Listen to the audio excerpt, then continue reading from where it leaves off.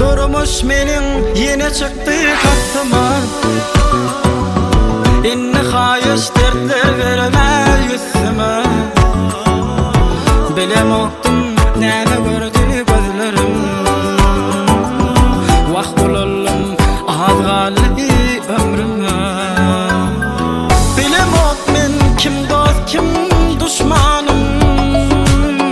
Yüreğimi ezdirdiler hey menin. Bilem ok men köp vadi uğrani. Yüreğimde yaralar köp ecezam.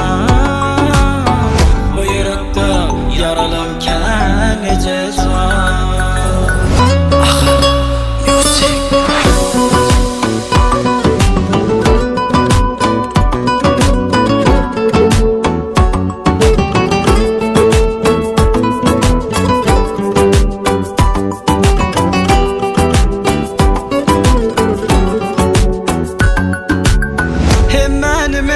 Özüm yalı yürüttüm,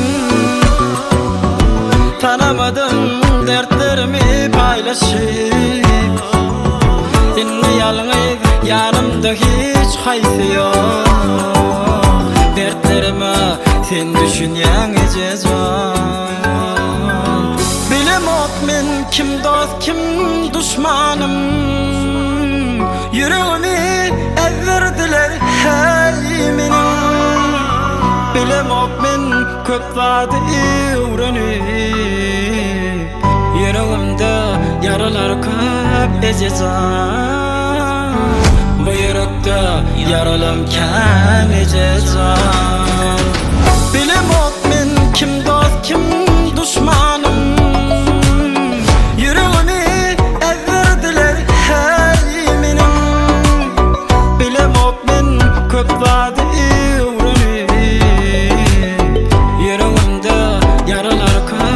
ecezam.